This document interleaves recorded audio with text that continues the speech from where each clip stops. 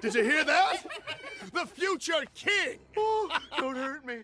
Two young lion cubs accidentally wandered into hyena territory. They were surrounded by a notorious pack of hyenas. Young Simba tried to copy his father Mufasa. He wanted to scare them away with a roar, but his first roar did nothing. It only made the hyenas laugh at him. Oh, don't hurt me. Oh, do it again.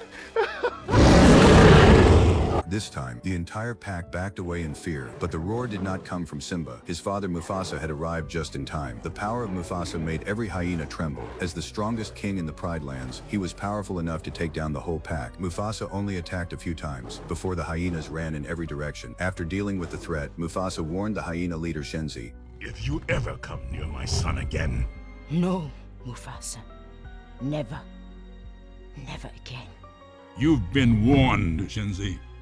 Then, he turned around and left with Simba and Nala. At that moment, the powerful figure of his father became the safest thing in the world to Simba. But why did Simba enter such a dangerous elephant graveyard? It was all part of a plan by his uncle Scar. Scar had always hated that his brother Mufasa ruled the Pride Lands. He dreamed of taking the throne, but Mufasa was far too powerful, and Scar was no match for him. So he targeted Simba, the future king. Scar deliberately told Simba that only a truly brave lion deserved to become king, and to prove his courage, he had to enter the elephant graveyard. Young Simba wanted to prove he was not a coward, so he took Nala there, but they were quickly surrounded by hyenas. If Mufasa had not arrived in time, the cubs might not have survived. After Mufasa left with the cubs, Scar entered hyena territory. He immediately mocked Shenzi and the other hyenas. He had delivered two young lions right to them, yet they still failed to eat them.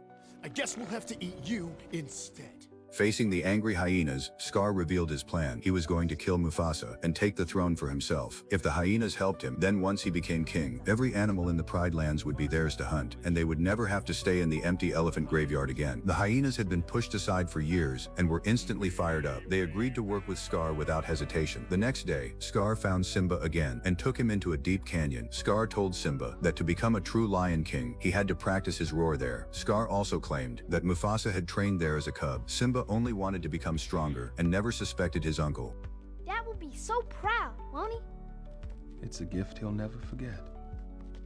Scar looked up toward the cliff and gave a signal to the hyenas hiding above. The hyenas immediately moved. They charged into the wildebeest herd and drove thousands of wildebeest into the canyon. Soon, thunderous hoofbeats came from the distance, and a huge cloud of dust rose into the sky. The entire canyon became a deadly trap. Simba turned and ran for his life, but his short legs could not outrun the stampede. With nowhere else to go, Simba hid beneath a rock wall and waited for help while shaking with fear. Meanwhile, Scar pretended to be terrified. He ran to Mufasa and told him Simba was in danger. Mufasa never doubted him and immediately raced toward the canyon. But at that moment, the wildebeest smashed through the wall protecting Simba. He jumped onto a dead tree and held tightly to a shaking branch, but the dry tree could not hold much longer.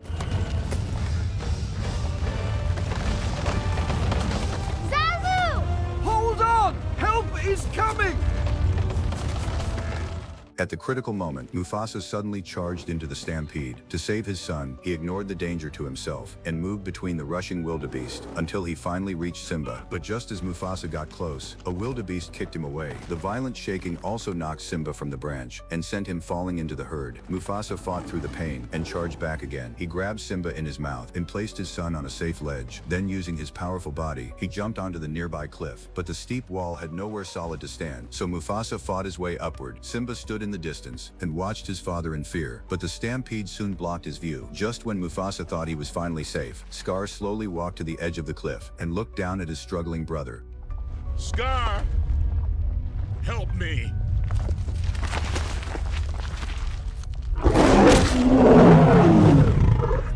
Long live the